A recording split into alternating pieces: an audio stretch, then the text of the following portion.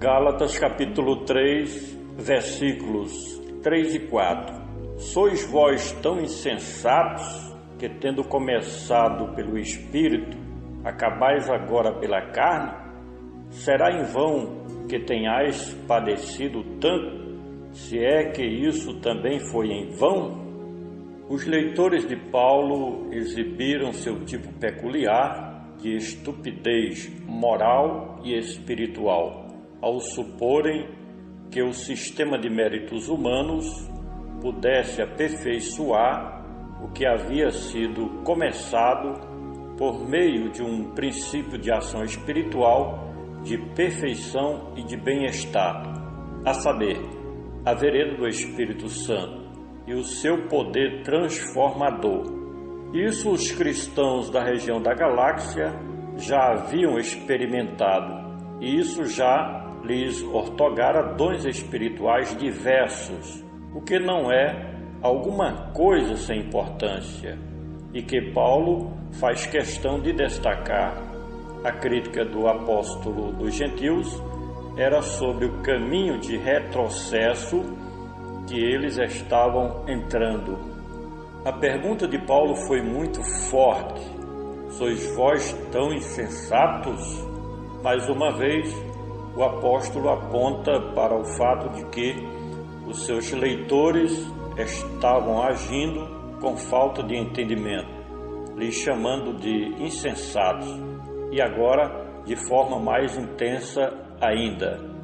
Para Paulo, era como se os cristãos da galáxia estivessem embriagados com as ideologias dos legalistas, ao ponto de se deixarem dominar por um novo movimento de retorno ao tempo da lei, o que de pronto seria reprovado pelo fundador de todas aquelas igrejas cristãs, o apóstolo Paulo. O apóstolo dos gentios estava revoltado com a estupidez dos seus filhos na fé ali na região da galáxia. Os gálatas até começaram bem no caminho da fé cristã. Não há dúvida que o autor desta carta se deixava levar pelos bons pensamentos e pelas frutíferas lembranças de quando começou suas atividades evangelísticas de cidade em cidade na grande região da galáxia. Na mente do apóstolo passava como uma fita o avanço do evangelho naquela região.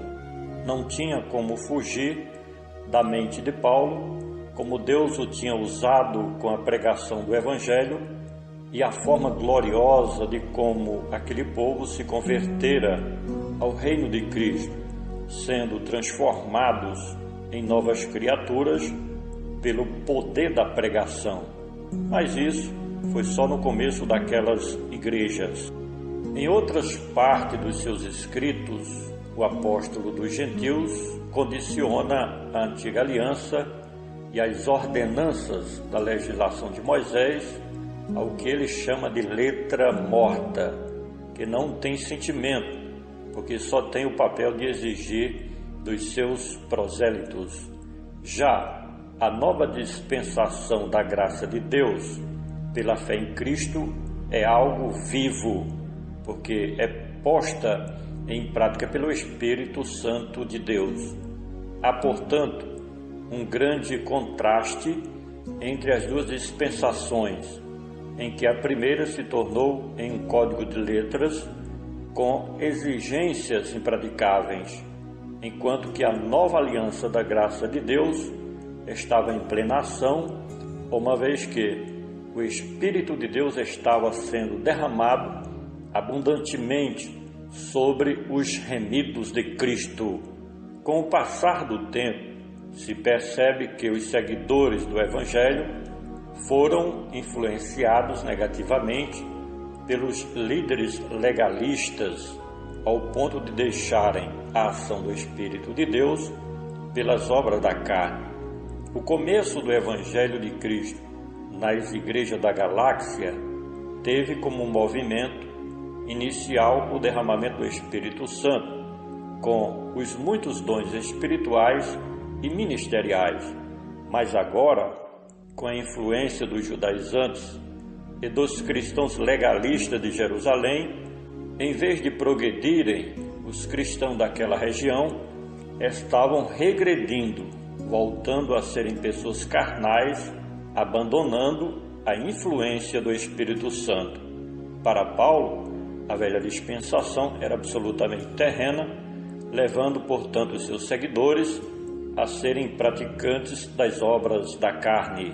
O retorno dos Gálatas ao cumprimento das exigências da lei de Moisés, que tipificava a saída do poder do Espírito Santo para as obras da carne, tornava em vão tudo de bom que até o momento já havia acontecido com as igrejas para as quais Paulo estava escrevendo.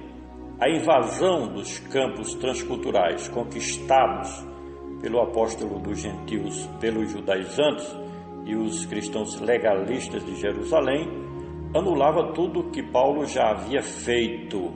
O exemplo das igrejas da galáxia deve ser observado pelo povo de Deus, em que podemos aprender que o legalismo, o ritualismo e o cerimonialismo, se não for controlado pelo poder do Espírito Santo, traz grandes prejuízos para a obra de Deus.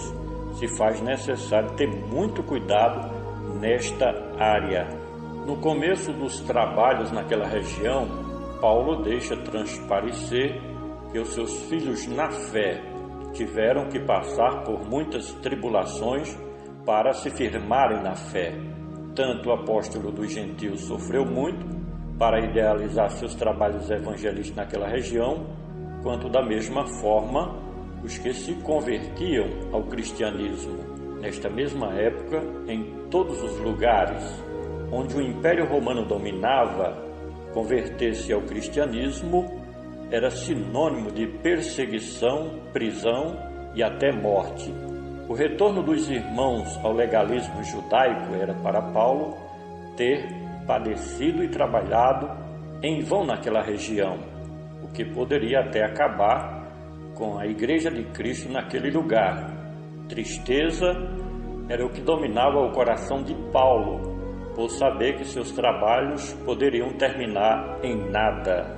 Além de ter que enfrentar problema com os líderes das demais religiões pagãs, Paulo tinha também de ter que lidar com as investidas dos falsos cristãos e dos judaizantes, eles que se infiltravam no meio da comunidade cristã para tentarem atrapalhar o avanço do Evangelho pregado pelo apóstolo dos gentios.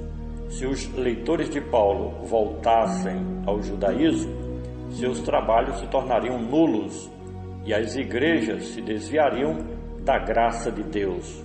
No mundo moderno, não muito distante, temos o exemplo do continente europeu, bem como da América do Norte, em que as igrejas esfriaram na fé e muitos se desviaram do Evangelho. Ninguém pense que por ser a Igreja de Cristo não vem a fechar as suas portas. O que estava acontecendo com as igrejas da galáxia era algo muito preocupante para o fundador daquelas comunidades cristãs. A verdade é que os irmãos estavam se deixando dominar por doutrinas que não eram adequadas para os gentios convertidos ao cristianismo. Nem tudo que se ouve nos púlpitos das igrejas são doutrinas genuinamente cristãs, razão porque se faz necessário que os ensinadores e pregadores das Escrituras se preocupem em pregar somente aquilo que está de acordo com a nova aliança da graça de Deus com a Igreja de Cristo. Certas doutrinas de algumas igrejas modernas têm transformado muitas igrejas em sinagogas judaicas.